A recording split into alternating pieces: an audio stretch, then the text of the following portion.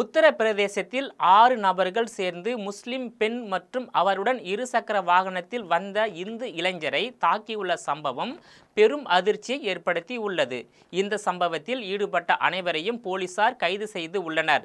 கைது செய்யப்பட்டிருக்கும் 6 பேரும் முஸ்லிம்கள் என்று காவல்துறை தெரிவித்து உள்ளதோடு அவர்களிடம் தீவிர விசாரணை மேற்கொண்டு வருகிறது.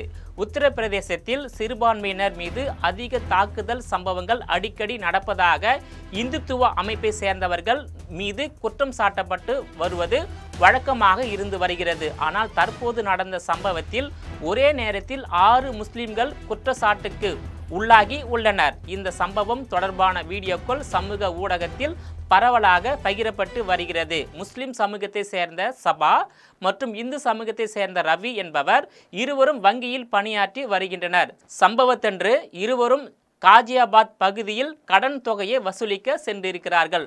அப்போது 6 பேர் கொண்ட முஸ்லிம் கும்பல் இவர்களை வழிமறித்து இருக்கிறது. இருசக்கர வாகனத்தில் இருந்து சபாவை கீழே இறக்கிய அந்த கும்பல் இருவரையும் தாக்க தொடங்கியுள்ளனர். குறிப்பாக ரவியை சரமாரியாக தாக்கியுள்ளனர். சபா அணிந்திருந்த இஜாப்பை அகற்றியுள்ளனர். இந்த சம்பவத்தை பார்த்த அக்கம் பக்கத்தினர் பாதிக்கப்பட்ட இருவரையும் அந்த வன்முறை கும்பலிடம் இருந்து மீட்டுள்ளனர்.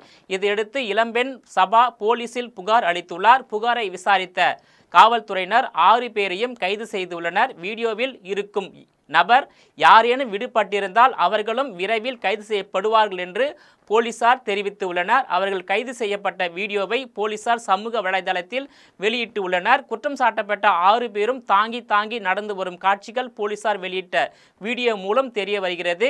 உத்தரப்பிரதேச மாநிலத்தில் பெரும்பாலும் இந்து அமைப்பினர் தான் இதுபோன்ற சர்ச்சைகளில் அடிக்கடி ஈடுபட்டு சிக்கி வருவது வழக்கமாக இருந்து வருவதாகவும் இப்போது இஸ்லாமிய அமைப்பினர் சர்ச்சையில் சிக்கியிருப்பது விவாதமாகி இருக்கிறது என உத்தரப்பிரதேச அரசியல் விமர்சகர்கள் கருத்து தெரிவித்து உள்ளனர். நேயர்களை மீண்டும் இது போன்ற மற்றொரு நிகழ்ச்சியில் சந்திக்கிறேன். அதுவரையில் உங்களிடமிருந்து விடைபெறுவது நான் உங்கள் விஜயபாலன்.